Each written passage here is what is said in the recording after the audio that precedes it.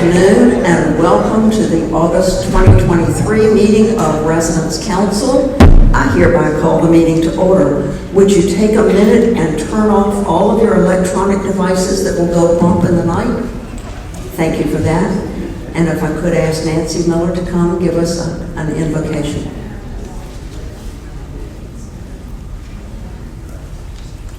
Good afternoon.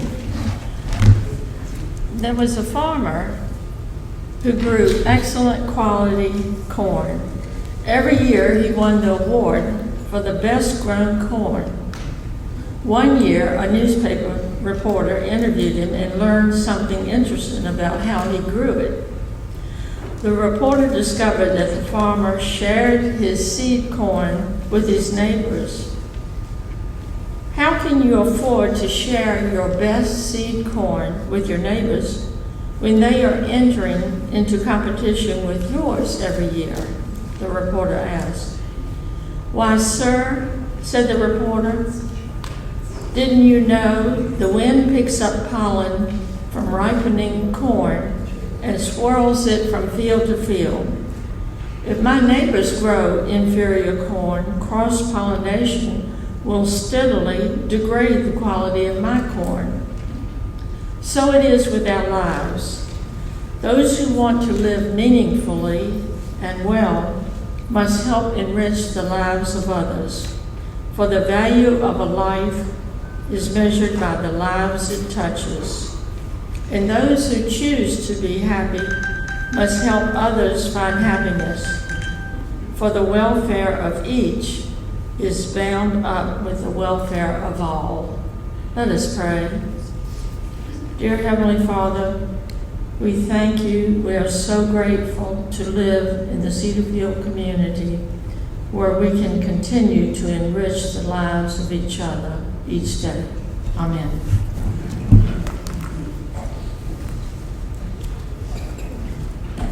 Thank you, Nancy. And now one of my favorite things, presentation of scholarship winners, Elsa Falls.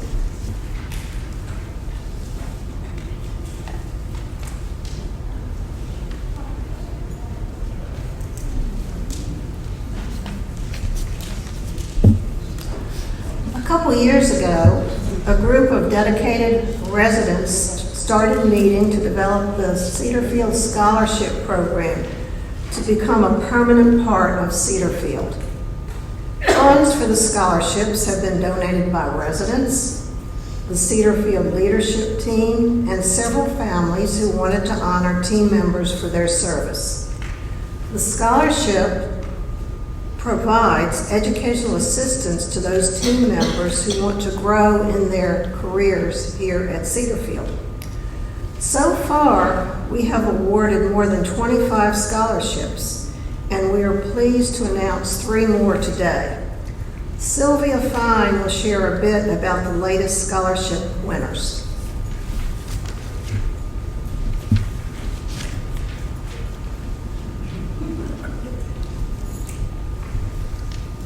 Good afternoon, everybody. Well, our first scholarship winner is not a stranger to anybody. Carol, right. I got it right? Carol. Kathy, I got it right? Yes. Okay, good. I was worried I'd get the last name So right. everyone knows wrong. me as Moran. I still go, whatever you want to call me. Just don't call me late for See, dinner. I was freaking out about the last name, so I got the first name wrong. Okay, moving right along. Okay, so Kathy writes on her application, classes to obtain a grief counseling certification at the American Institute of Healthcare Professionals. She goes on to tell us, I'm hoping that taking the courses required to obtain this certificate will better help me to understand the grief process, as well as the necessary skills to counsel residents when they are experiencing grief. I believe by obtaining this certificate, I will be able to further assist and advocate by helping residents process the grief in a healthy and productive way. We are blessed to have Kathy with us before, now, and in the future. Here you go. Thank you very much. Our next recipient, also not a stranger. Come on down, Jordan. So once again, it's Lil Abner and Mammy Yoko. How many more times are we going to do this? Jordan Shirley, household cook and dining services. He is doing some courses, continuing to get his culinary arts degree. So he writes quite a bit here. However, let me just tell you briefly a little bit about what Jordan's doing. My education will provide me with valuable skills and knowledge that can enhance my ability to care for and serve our lovely residents in various ways. He wants to gain a deeper understanding of nutrition and how to create balanced and healthy meals. He does menu planning and everything connected with the kitchen. I want to thank Jordan for being so dedicated, not only to his career, but to all of us who know him well and appreciate what he does for everybody here at Cedarfield. Thank you.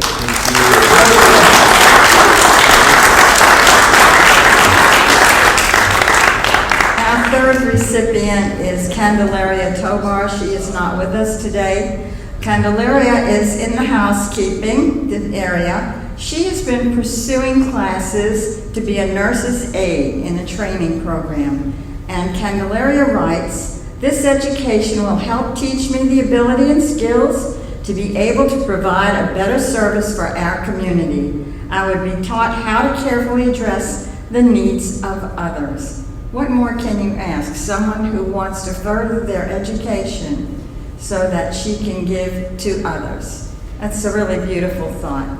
Thanks to our three recipients, and we wait anxiously for the next three. Thank you.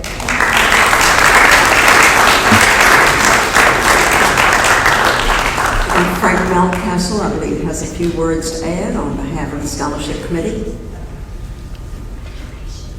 Thank you, Ann.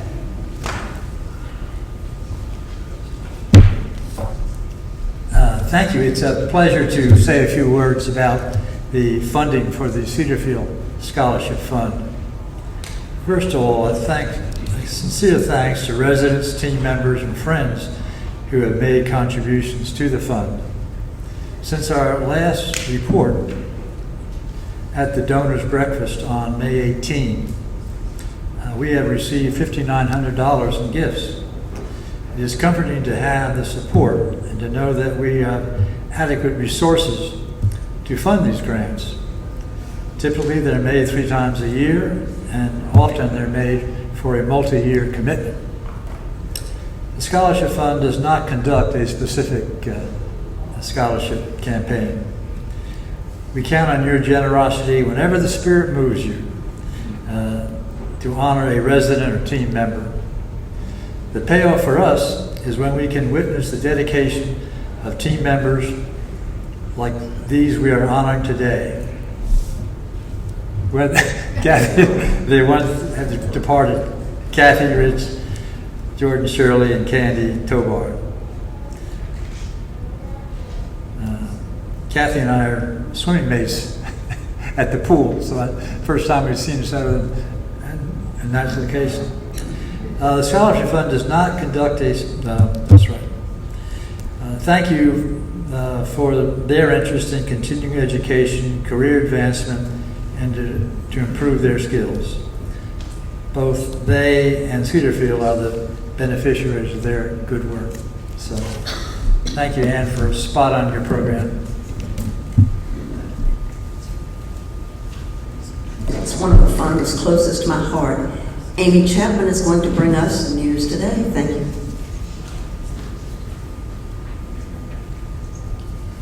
Good afternoon, everybody. Wanted to give a brief update on some things happening here at Cedarfield. Our occupancy today is 307 apartments out of 241 apartments, which means we are 90% occupied in independent living and 94% occupied and reserved. We have lots of residents moving in the months of October and November. Our assisted living occupancy is 51 out of 65. Many of you know we've opened up our second floor in assisted living, and we're in the process of filling those beds pretty quickly. Our healthcare numbers are 54 out of 60, and in assisted living, we have 19 out of 20 rooms occupied. I wanted to talk briefly about team member turnover. In the last 90 days, Cedarfield has seen great improvement in team turnover. Over the last year, our annual rate of turnover was 45%. I'm encouraged because in the last 90 days, we dropped to 14%. In the last 30 days, we were just under 9%. So as I shared before in previous meetings, it takes a village. It's because of you that team members like working here and come back every day, and we will continue to strive to bring those numbers down even lower. COVID. Unfortunately, we have had several cases of COVID that have sprung up over the last week or so in our healthcare center. As of today, we have had 5 residents who tested positive. They are in 2 households, and we also have 2 team members who work in healthcare who have also tested positive. Finances is something that I'm going to continue to share information with the general population, the resident council. Our next town hall meeting, which is about 2 weeks away, our focus will be on the overview of the last year, and a financial review will be done with James Green as well as David Taylor. This month, we ended the year of May a little bit better than budget in income, but a little bit worse than budget with expenses. So more details about that will come soon in that town hall meeting. And as you well know, after all of those meetings, the information we share will be put someplace so that residents can look at it at a later time as well. We have some new team members on board. Caitlin Seiler, Caitlin's with us in the second row, is our new Associate Executive Director. She started her position about a week ago and is currently in orientation, learning about the different departments, meeting some new people, and getting herself familiarized with Cedarfield operations. So you'll be seeing a lot more of Caitlin in the future, and we're really glad to have her on board. Has everyone met Neil? Neil Stewart, who is our interim dining director. He has hit the ground running. He's provided the team with great leadership and oversight over the last few weeks, and he will be instrumental in making sure that our new point of sale system gets implemented at the end of the month. If you haven't met Neil, he is around and very visible. He's typically in the dining room at meal times. Please make sure that you introduce yourself to him. The last new team member I'd like to introduce won't actually be starting until the second week in September. That's Leah Clemens Little. She will be our new Director of Nursing. She's working out her notice now and is going to take a short vacation before she comes and joins our team here at Cedarfield, and we're excited to have her join the team as well. 2 more things to talk about. The next is the point of sale system that I know you have all been hearing about over the last several weeks. We will implement that system on the 31st, and at the end of this week, everyone will receive a memo detailing the system and also a little scan card that will be yours so that when you come to the dining room, it could be scanned. The great thing about the system is that we use it at our sister community, Windsor Mead, so if we have any hiccups, we could reach out to them for support. The other great thing about this technology is that it has other components that will eventually bring us help in identifying remotely how many meals you might have, or if you have a spend down account, how much money you have left. And there are even components that eventually we will get to, and you'll be able to do some remote ordering for takeout. So excited for that. We're not quite at that point yet, but there are some great things that the system can do, and I'm excited to see how we can continue to provide services in dining and get even better than where we are now. Lastly, I want to share that in the month of October, we are going to start administrative department meetings called area meetings with resident groups here at Cedarfield. The purpose is to create an atmosphere for exchange of information in small groups between residents and departments that are scheduled on a monthly basis. The informer will have more information about the department rotations and what these meetings will detail, and we will schedule them out for a full year, so you'll be able to put those in on your calendar in advance. But for those of you who have lived here a long time and had area meetings in the past, I think you will agree that it will help with communication and provide another venue for you to talk to our department directors and get information. Any questions for me? Yes, ma'am. What is the status on the Medicare? We are still waiting for our Medicare number. Any other questions? Huh? Okay, thank you. Thank you, Amy. We are next going to see a video on the Alzheimer's fundraising project. I personally want to see Bill Smith stroke a check for $25,000. He has said if we meet our goal of last year of $20,000, he will match that $20,000 and up to $25,000. So get ready for the video. I just want to say, as you're seeing this video, and it's been playing a little bit on 974, think of the passion that's expressed from 3 different viewpoints. Thank you.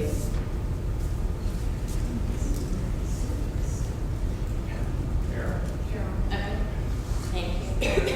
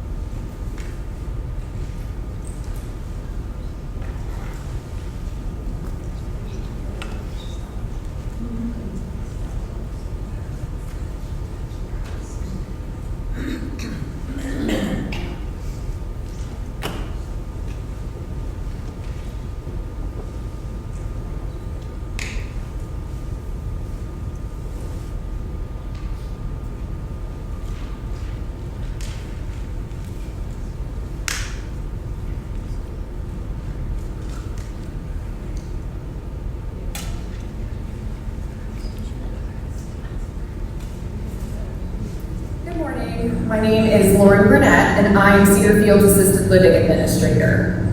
I have been with the company for the past 2 years, starting in the role of household leader in the memory care neighborhood, which is called Morning Glory. The reason that working with these residents is so important to me is actually due to personal experience. My grandmother was diagnosed with Alzheimer's in 2015, and I was a primary caregiver for her throughout her dementia journey and into her own memory care community. Hello, my name is Denise Bakula. My husband Jerry has dementia, and he lives in Morning Glory at Cedarfield. I'm so thrilled that he is there because he's getting the care he needs, all kinds of activities, and finally with the help of the nurses, the doctors, the CNAs, and all the staff, we were able to figure out what kind of medication he should have to calm him down. I urge you to give to the Alzheimer's Association. It is so important that we find a cure for Alzheimer's and the related diseases associated with it. It is so important that we end this disease. My name is Bill Smith, and I want to address a very passionate subject today regarding the Alzheimer's Fund, which we are about to kick off officially. I've lost my father, other family members, and I recently lost the love of my life to Alzheimer's. So I've always had a deep feeling of the need for Alzheimer's because it's facing so many people today. But this year, it makes it more meaningful. I want to challenge everyone at Cedarfield, independent living, healthcare, Evercare Dementia, workers, administrators, everyone, to reach very deep in your pocket this year.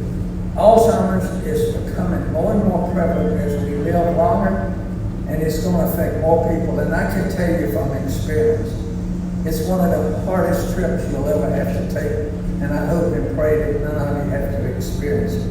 So I just want to challenge you how deep the Alzheimer's drive is to me. Last year we had a goal of 20,000. I want so much for some extra contributions to be made to the Alzheimer's Fund. I'm going to challenge everyone in Cedarfield. You work hard and reach our goal, either meet it or exceed it, of the 20,000. You will meet that goal. As a separate fund, I will match every dollar that's donated if you meet and exceed the goal.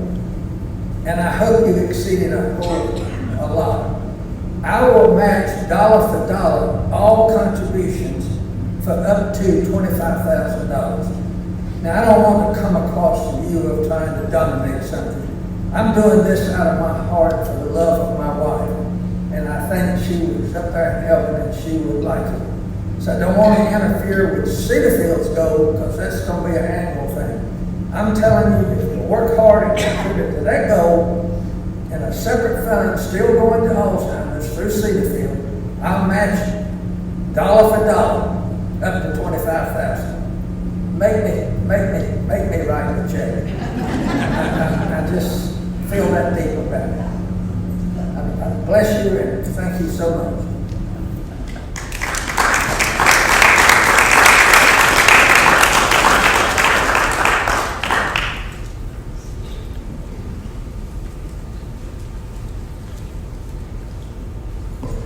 I can tell that's a very heartfelt request for us to dig deep and help us make that goal of 20,000. I want to see it 25,000.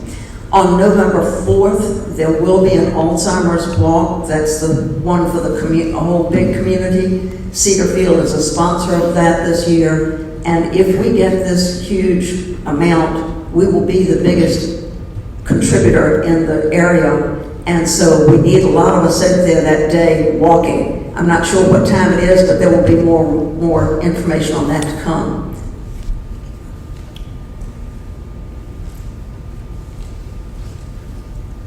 Denise Pakula, are you here to talk about the shop at 2300? While Denise is coming up, I just want to give a shout out to Rose Studer. I learned last night that she is the one that does those fantastic ads on Channel 974 for the shop at, like, don't let your wine go naked. I just think it's great. Real thanks. First and foremost, I have to thank all of you in our community for being so supportive of the shop at 2300. It's been fantastic. Keep coming, because once we reach a very profitable goal, we will be turning money back into the Cedarfield philanthropies. The buying team at the shop at 2300 is very busy buying gifts for the upcoming holidays, so be on the lookout for that. New items have arrived, such as etched stemless wine glasses with designs on them such as dogwood flowers, hummingbirds, dragonflies, golf clubs, and more. New cocktail napkins are here with the hysterical sayings that are on both sides. And if you just want to come in for a laugh, take time to read the napkins. Also, be on the lookout for new handbags and jewelry. And we are also getting insulated wine bags to carry your precious vino to Prima. And they will be arriving soon. So I thank you all for your support and your continued support. Thank you.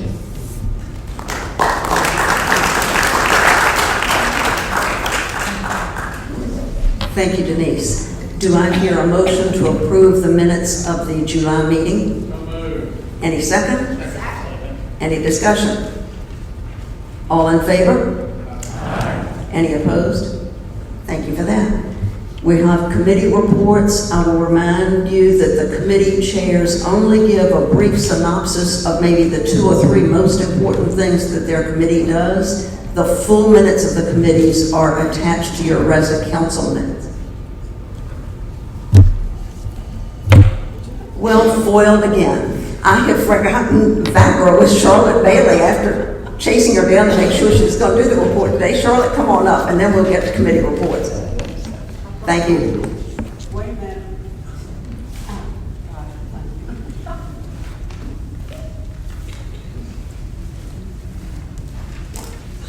Shame on you.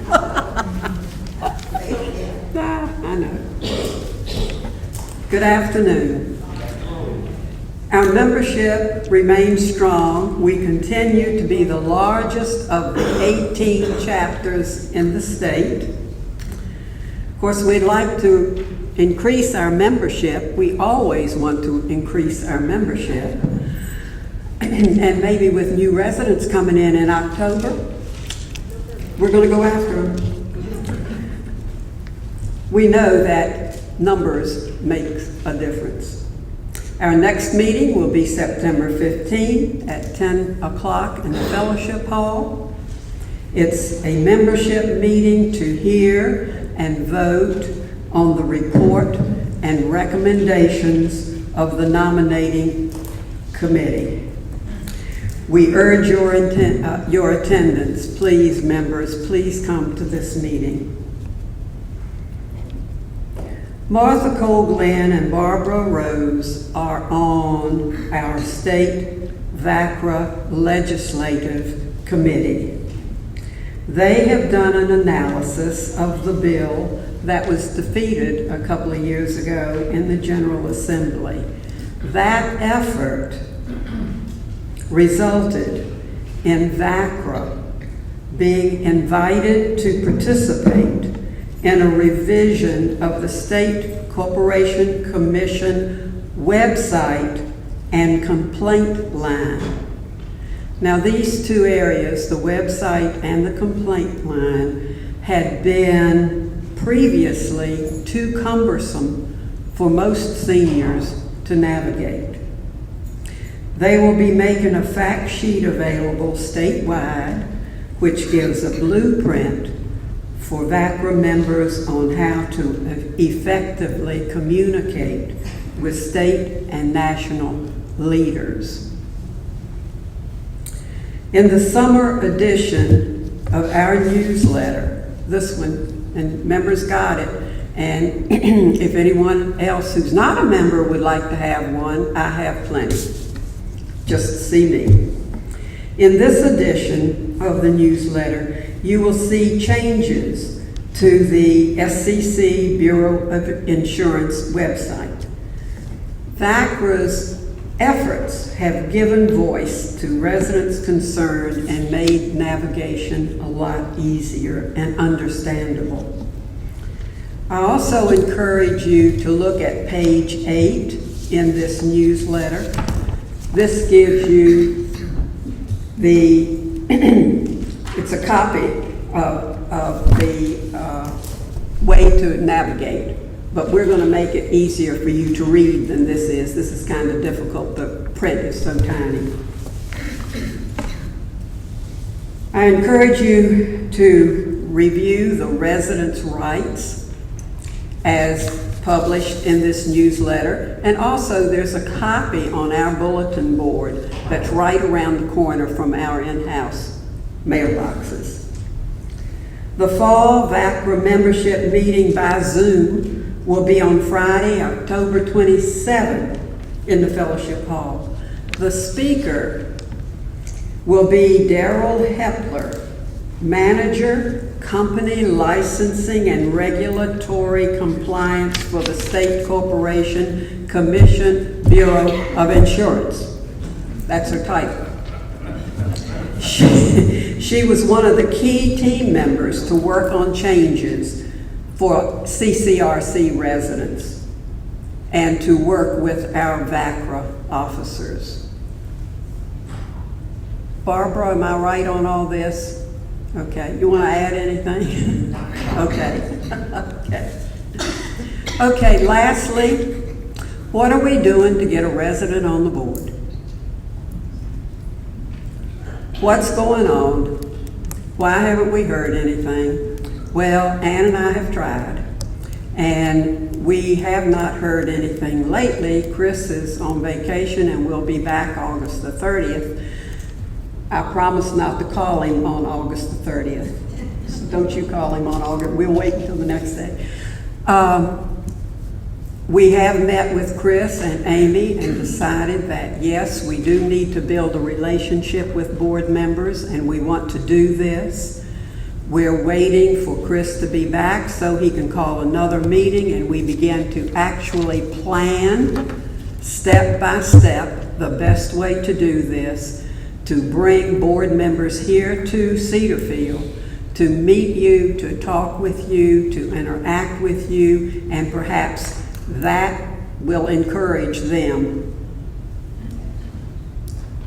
to allow us to work with them in an open way so that they will understand us and we will understand the board. We haven't dropped it. We don't intend to drop it. We intend to carry forth. We're going to do it. We are going to achieve this goal. Right, Milt? I see you nodding your head. So we're not going to give up. Thanks. Thanks, Charlotte. She's covered a lot of what I was going to say at the end of the meeting, so I won't have as much to say there. Committee minutes, committee chairs will give an abbreviated report, starting with communications. Vivian.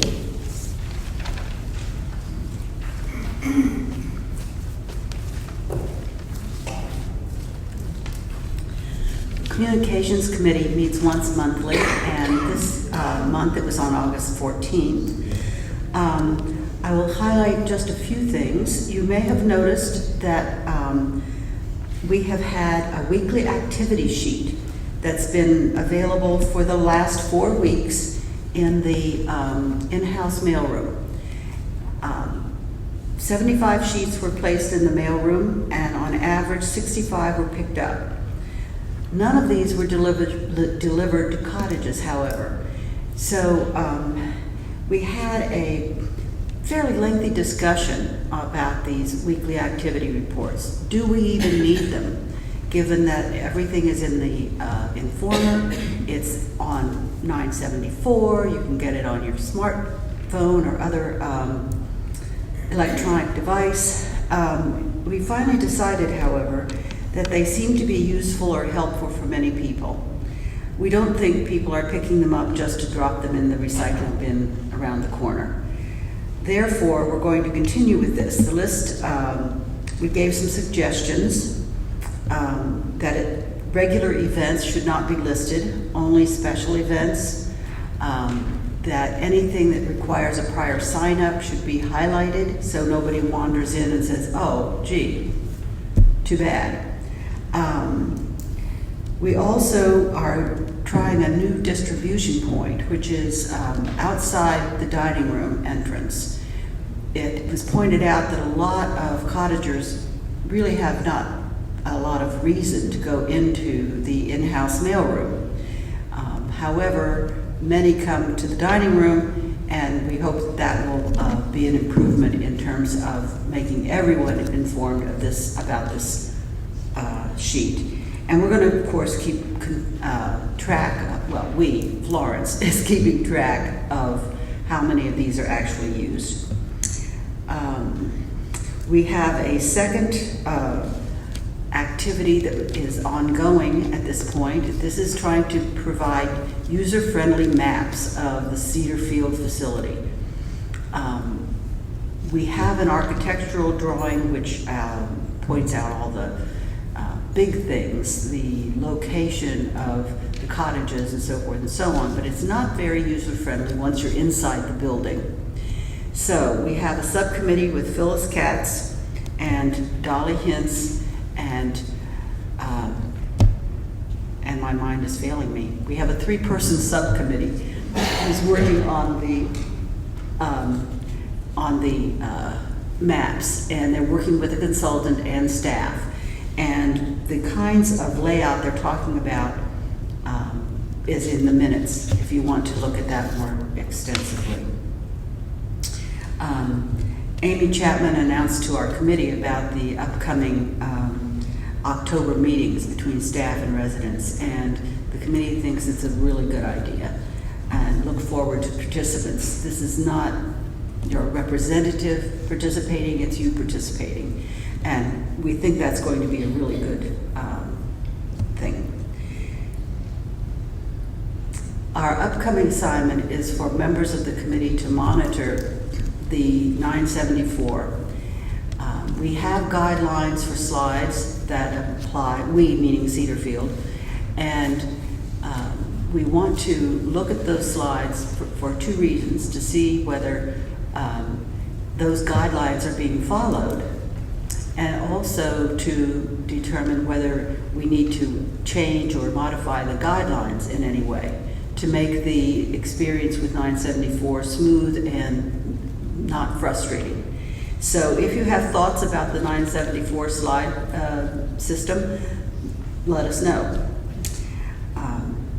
And lastly, a reminder that all members of the Cedarfield community are encouraged to keep volunteer sheets of their time spent in volunteer activities, either in-house or in the community. You can drop these off in the in-house mailroom. Amy informed us that these are sent to the corporate headquarters at their request, and they find them very useful. Any questions? Thank you.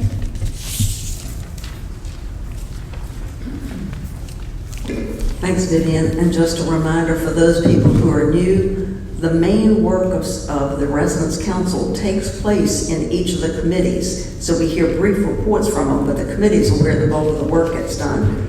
Dining, Ravi Ravindranath.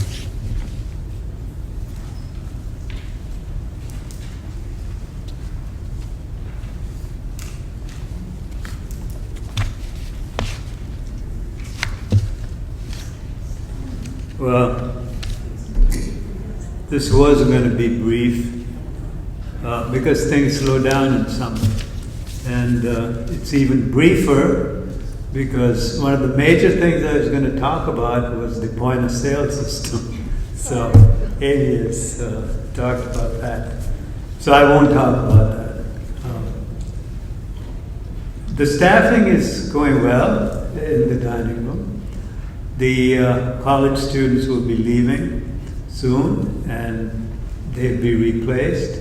So there will be some delays and so on, so be prepared for that. One of the things about the point of sale system that Amy did not mention is just be prepared for some delays and some glitches. This is a very complicated system. It's just amazing when you go through it. So be prepared for that.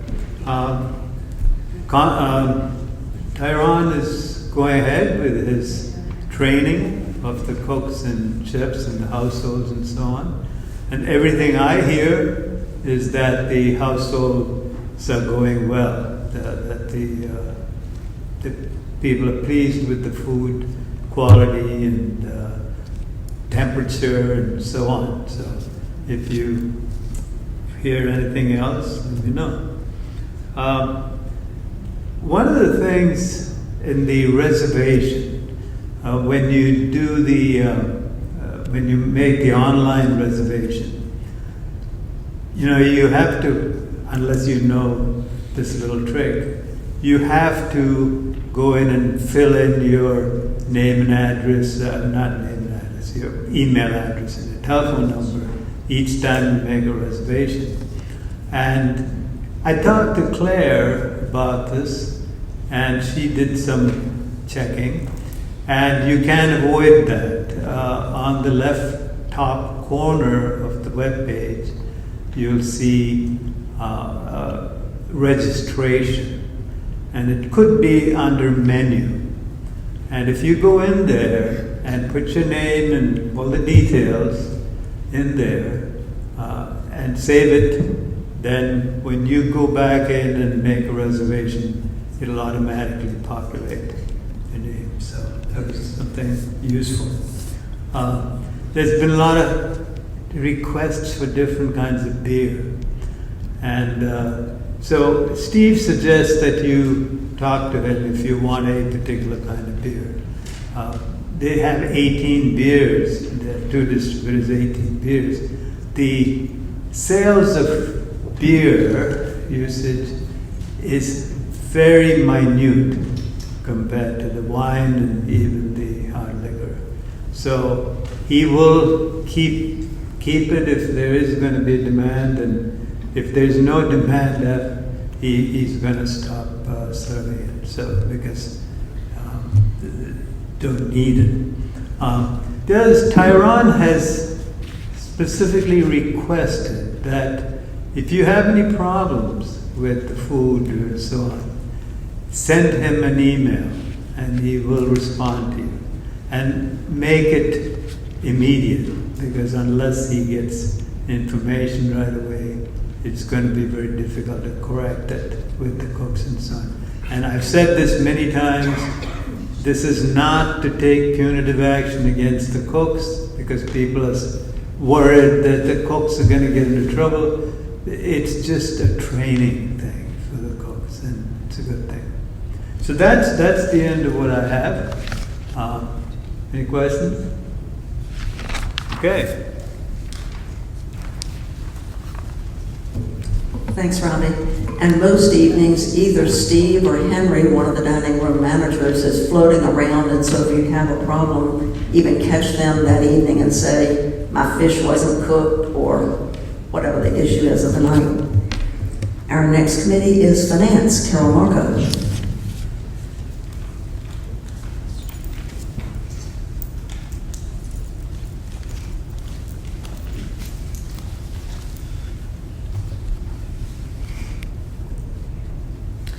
The Finance Committee met on August 1st to discuss the fiscal year end May 31st for Pinnacle Living Obligated Group and HCRC.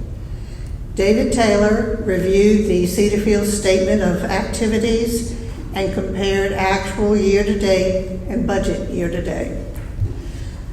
We are providing a copy of the full minutes and the Cedarfield Statement of Activities so that the residents can read and analyze the budget differences.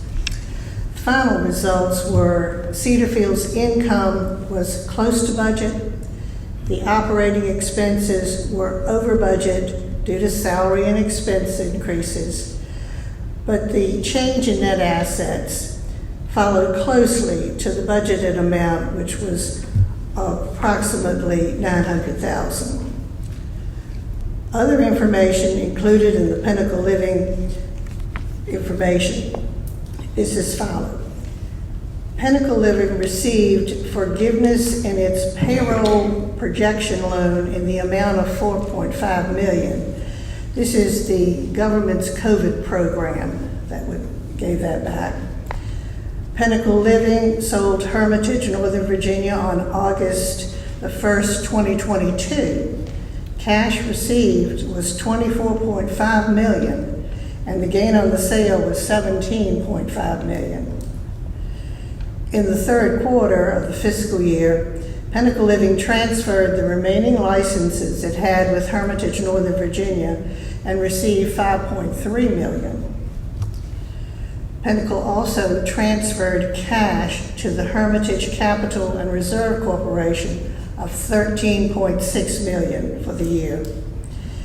The Hermitage Capital Reserve Corporation, another HCRC, is probably what you're going to hear mostly.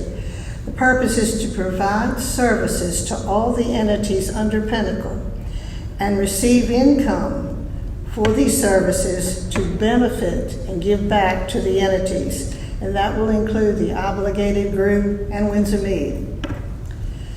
Employee staffing for the Obligated Group has been challenging. However, Pinnacle, as you know, increased wages and rents for the next fiscal year to offset that. Pinnacle Living was in compliance with all bond covenants. This is a requirement for all CRCs. And this After each transfer of funds, it's analyzed. The covenant ratios are included in the full copy of the minutes, and they give you that information, more information. One question asked concerned our nonprofit status. James Green explained that Cedarfield, belonging to the obligated group along with the Hermitage entities, keeps us eligible for our nonprofit status. All the entities in the obligated group are considered, not just Cedarfield. For example, at year-end, Cedarfield's benevolent care totaled approximately $41,000. Hermitage Richmond's benevolent care totaled approximately $214,000. Hermitage Roanoke benevolent care totaled approximately $61,000. This gave Pinnacle Living Obligated Group a total of $316,000 for benevolent care, which is within the bounds so we can keep that nonprofit status. One final fact I'd like to bring. Pinnacle Living Obligated Group began in 1948 with Hermitage Richmond.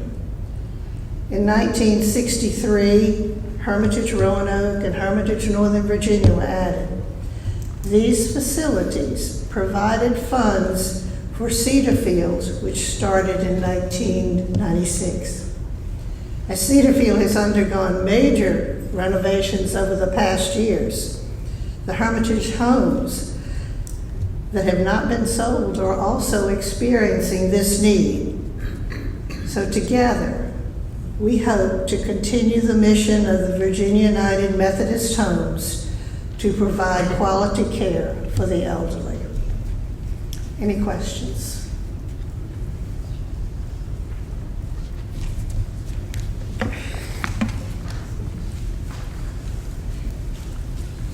Thank you, Carol. Gardening, Sally Sessoms.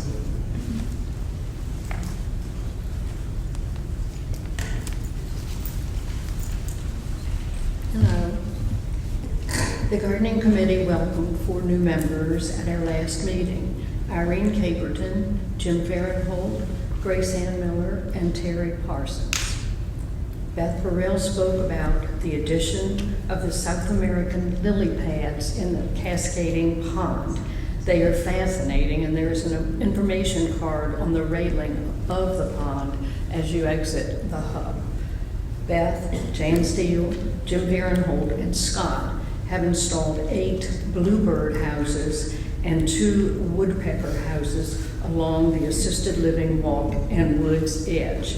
You may begin the Bluebird Trail Walk from Parkview entrance up the length of the assisted living walkway.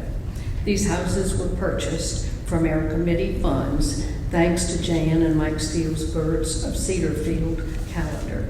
We thank each of you for your support in this effort. We continue to make plans for Garden Day in May, tours and teas. Thank you.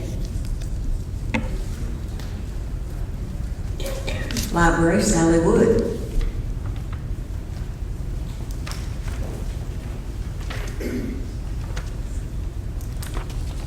I think I'm going to sound a little bit like the strict librarian, and I guess I will, because we do need some assistance. We're missing a lot of books, and unfortunately, some of them are newly purchased books. So what happens, people take them out of the library without checking them out, and there's no way for us to trace the books. And if you'll just sort of peruse your apartment or your cottage and see if you have a few hanging around, it would make a lot of us happier. Because it's funny how you get into this library science stuff. It's so addictive after a while, believe it or not. Don't remove the newspaper from that big table. It's aggravating to those who read the paper. It doesn't belong to anyone but Cedarfield until I put it away in the puzzle area. On the very bottom shelf, we put the old papers, which you may have. And to welcome all the donated books. In the minutes, there's more definition about what we do and do not want. There is also a rather extensive memo on the bulletin board on the closet door of the library. I also donate new magazines, maybe 2-month-old magazines, no more than that. And don't put anything that's donated in the hallway. That is for people to take away books and magazines and puzzles. But we may never get a chance to get those donated books in the library if you put them out there. Many of you know there's a shelf where we put donated books, magazines, and where you return your books. So, library science can be a little boring, but this is very important. Thank you. Any questions? I noticed in the Informer that many of the new books that have been taken are large print books, and they are much more expensive than regular books. So I do hope you will search on your shelves and see if you have any of these. Safety, Roger Downey.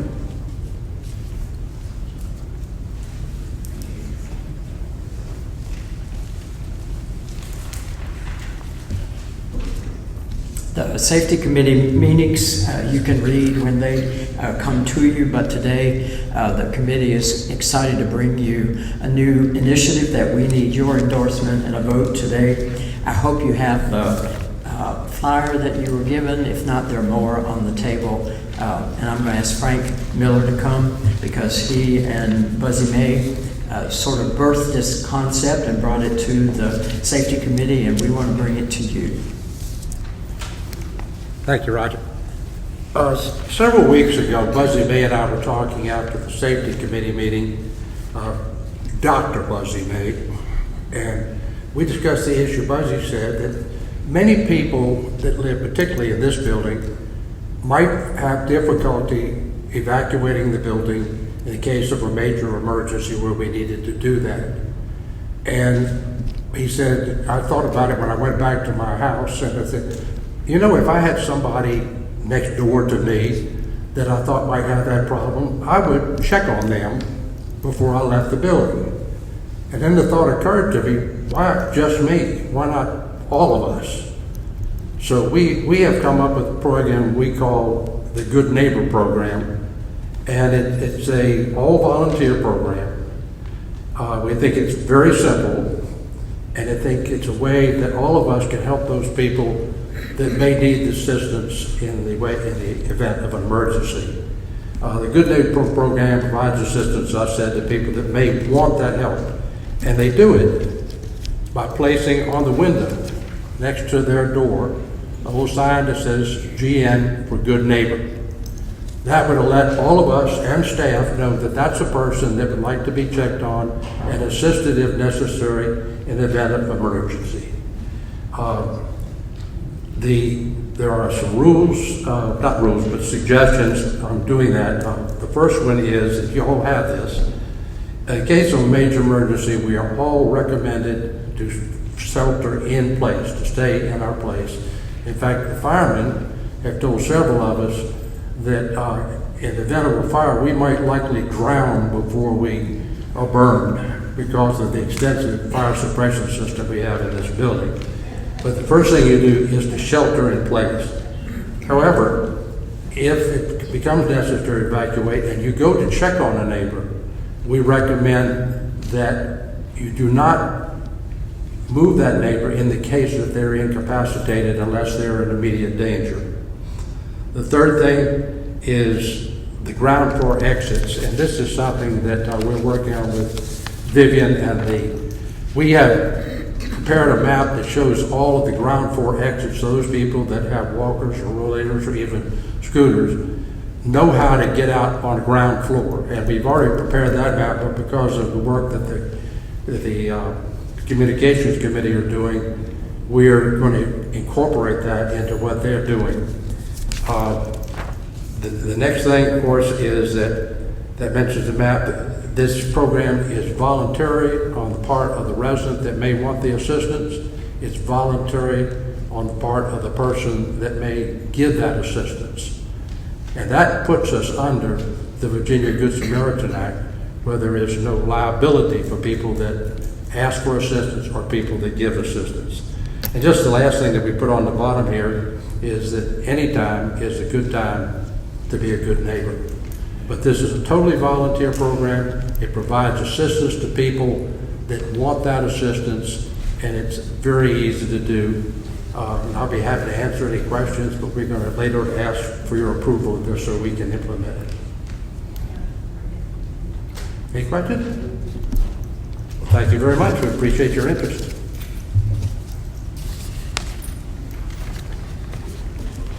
Thank you, but I'd like to jump to the recommendation from the Safety Committee. Right now, I want to do it while this is fresh on your minds. So it's a recommendation from the Safety Committee to Residents Council that we approve this new voluntary program with the caveat, those of us who live in this building know that about 5 times a month we have fire drills, and we are instructed to stay in our apartments. So we shelter in place. That's the first rule of Cedarfield. But this would be good neighbor in case there was some other sort of thing that people did need to move out. Do I have a motion? The motion is before the body. Good.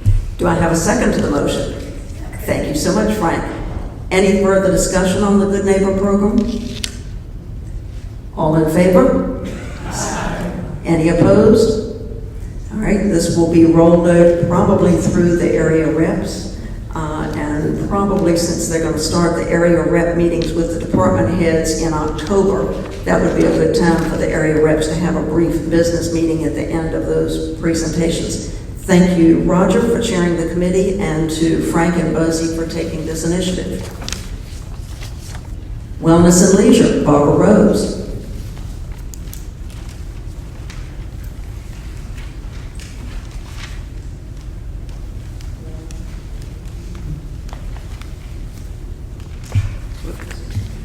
Good afternoon, everybody. It is a beautiful day today, and there were people playing pickleball this morning, and I think they had a wonderful time. I watched for like 3 minutes. And tomorrow there also are going to be some more people playing. So it's starting whenever there's a break in weather, that those courts are getting a lot of happy times for people. The Wellness and Leisure Committee meeting was on August 15th.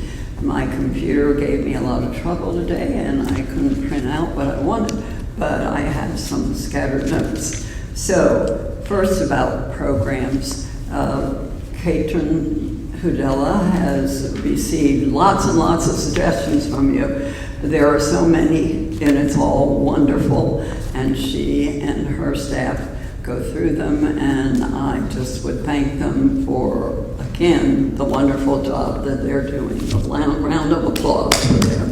They are so good. There are lots of trips. You've all gotten your informers, so I'm not going to go through those this time, with the exception of mentioning that Ray McAllister is coming on September 12th for the 7:30 program.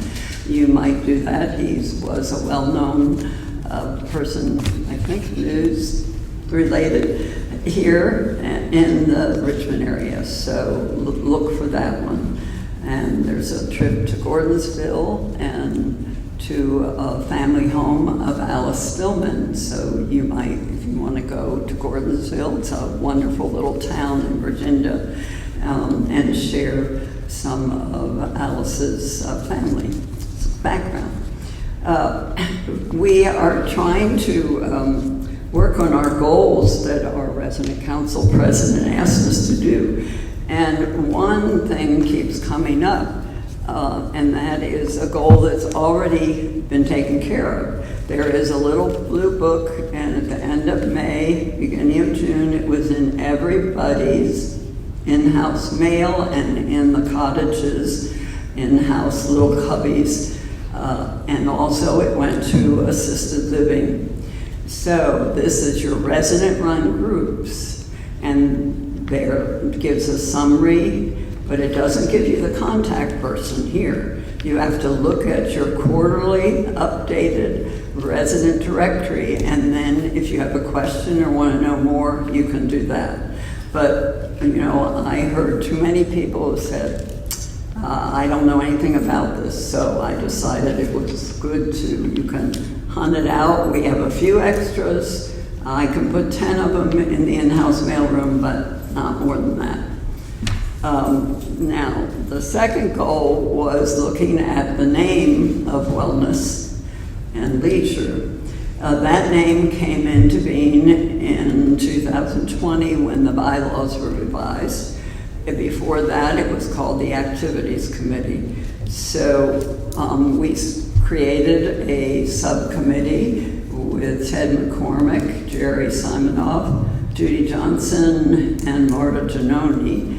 And they did a research, talking to people and actually contacting other area retirement, Westminster, Canterbury, Covenant Woods, and let's see, the Lakewood. Now, Lakewood and Westminster Canterbury still use the word activities.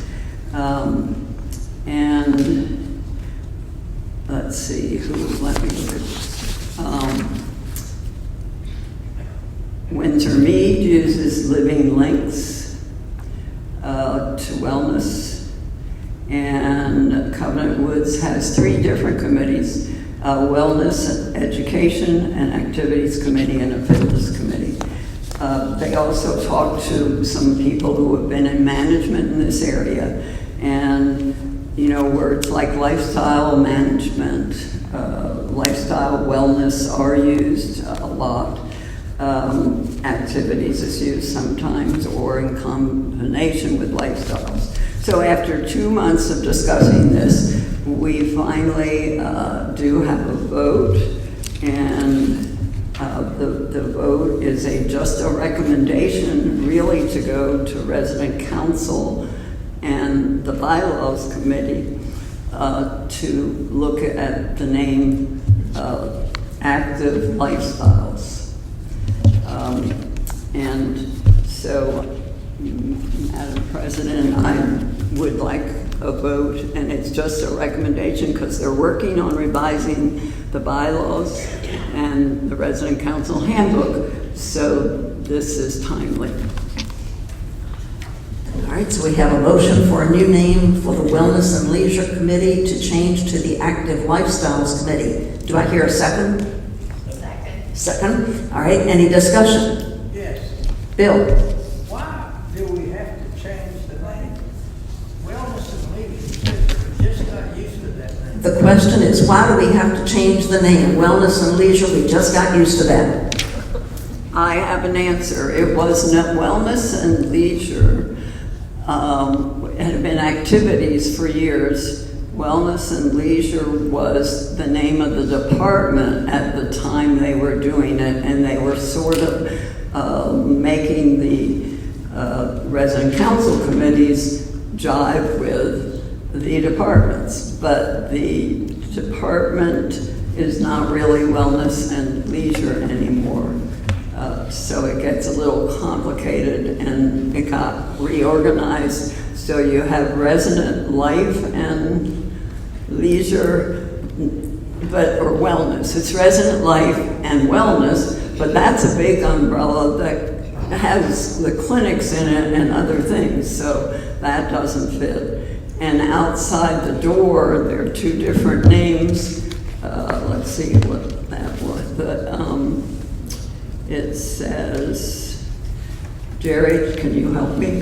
The names outside of I'll get it here, current names, outside the office where the staff for the Wellness and Leisure are, it says, there's a sign on the wall that says Wellness and Leisure, and the office door says Lifestyles and Wellness. So that's why.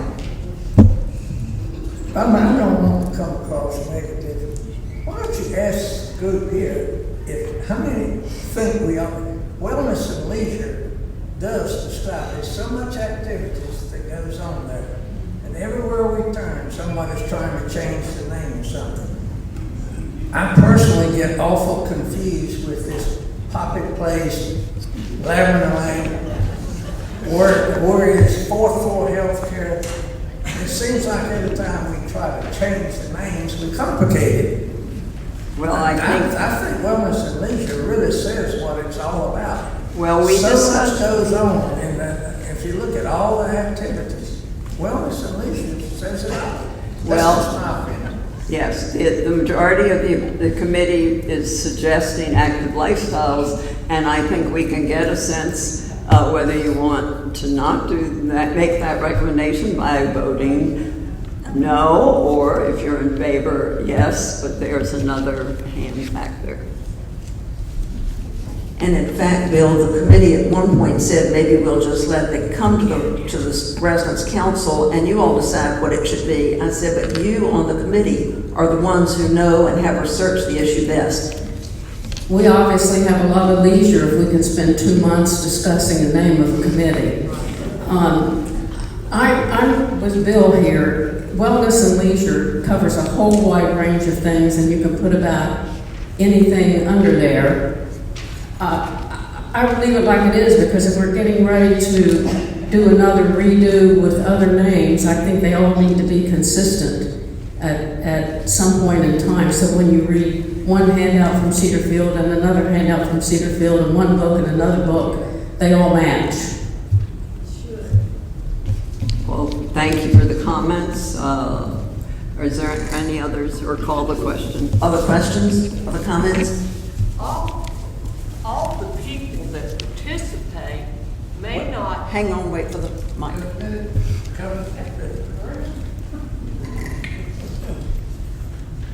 I like what we have already. All the people who participate in the programs might not be great active people, you know, but there are some that participate anyway.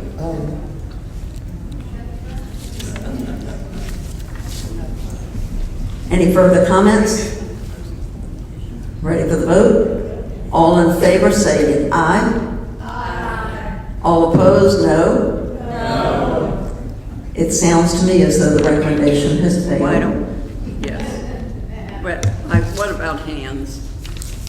All right, what about hands? Those in favor, raise your hands. 6, 7. All opposed? Right. The recommendation fails, and then now you understand why we had 2 meetings where we had like a 5 to 8 minute discussion, not certainly the whole meeting. But I do thank the committee, the subcommittee that looked into it. And there was, you know, a lot of discussion, so they will not, everyone will be happy. We just brought the idea, and it's a great name the way it is, and the suggestion was another one. But we don't need to deal with it anymore, and we're going to go on.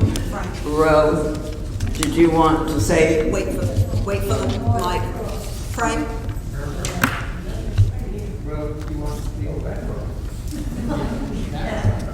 Just a point of order.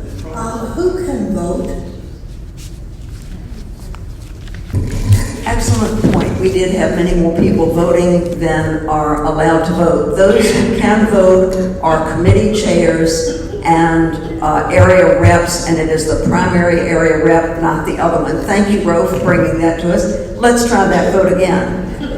All right, the nomination on the floor is for changing the name of Wellness and Leisure to Active Lifestyles. It's a recommendation to the bylaws committee. Well, it's a recommendation of residents. You're right. So it's a recommendation of residents council. So all in favor, and officers are also included in that vote. All in favor, please raise your hand. There's one here. Okay. All opposed? It still failed. Okay. Thank you very much, and thanks, Ro, for bringing that to my attention. Thank you, Bob. Oh, can we have the no votes again? So she can get a count.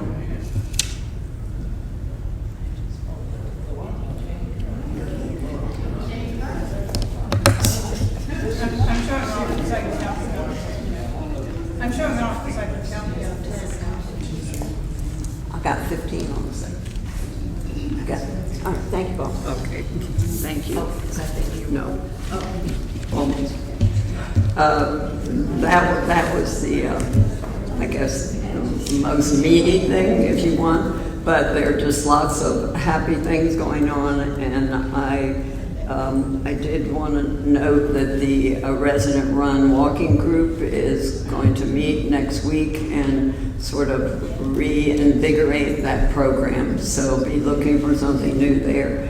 And then there have been a lot of people moving, and technically, if you move from independent living to healthcare or to assisted living, that's a new address, and you should change your voter registration. So a representative of the Republican Resident-Run Committee and the Democratic Resident-Run Committee will be at the front of the promenade, in front of the dining room, on Monday, September 11th, 5 to 6 p.m. in order to facilitate that if people who have moved and need to. And this goes to anyone, new people who have moved too, but also when you change from the one level of care to another level of care.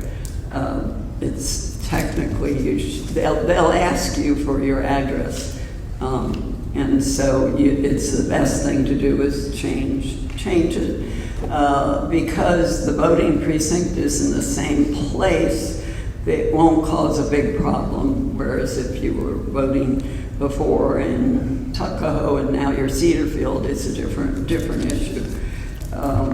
Creative arts, I hope you all are enjoying the new show of residents and staff's artwork in the atrium tunnel. And also in September, there'll be 2 new shows, and those were in your informer, so I won't go through that. The fitness area, the good news there is we have a new full-time person helping Carol Thompson now, Brianna Amby, and a first time for fitness to have an intern working here in the fitness area, Kevin Royalty. So be looking for them and saying hello. And the last thing is veterans. At the meeting, John Klickner passed out, it's called the Old Dominion Honor Flight application. And this is a trip to DC to view all the major war memorials, and it's open to World War II vets, and they have guides, and they even have helpers if you need assistance. And the date is going to be November 10th or 13th. But if any veterans are interested, please contact John Klickner or myself. So thank you. And those are all the committees that we knew were making reports. Any other committees planning to make one? We have 2 areas that wanted to make reports. Area 7, Mary Ellen, to be followed by Area 8, Sylvia. So it's in.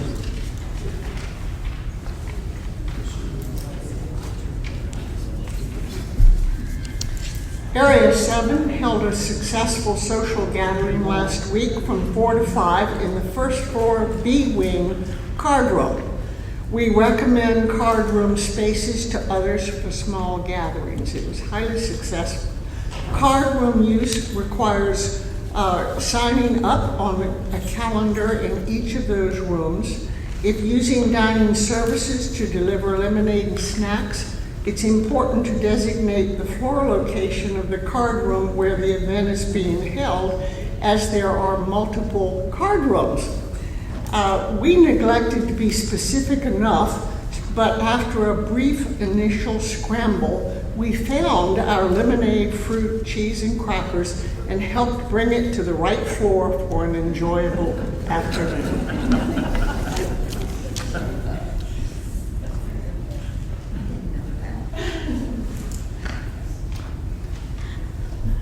So I have a brief report. Area 8 has both sad news and good news to share. Last month, we lost our good friend and neighbor, Barbara Shockett. We will miss her flowers at the A-wing door and those delicious blueberry pancakes that would show up at our door unexpectedly. Thank you, Barbara. And now the good news. A-wing welcomed new neighbors Marta Giannoni and Ann Fonville, as well as Sharon and Jerry Somanoff. We now have a full house, almost. Once again, Area 8 is planning an event with Area 7. It'll be sometime in the fall and will involve a guest speaker, mystery person, and food, of course.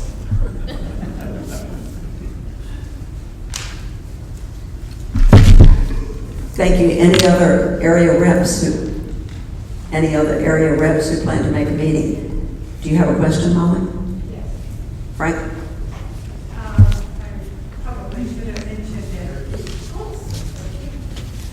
Probably should have mentioned it when we were talking about wellness and leisure, but the comment that was made about the name changes, if we don't have anything to relate it to, we're not going to learn what the new names of the things are.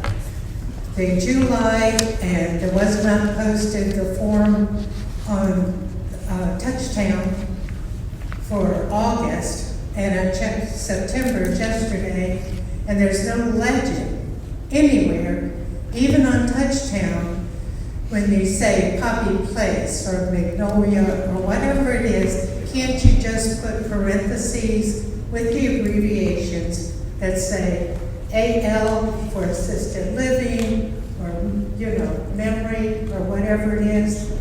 It's almost impossible. It was changed before. Now it's changed again. Molly, thank you. I was going to say the residents in those areas voted for those names a couple of years ago, and the rest of us are still struggling. Yes. Thank you very much. It would help if it was.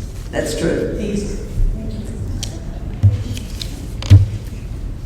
Old business, resident on the Pinnacle Board of Directors. I would have made a report, but Charlotte already made it and basically said the same thing. So our timeline is probably different from that of Pinnacle Living.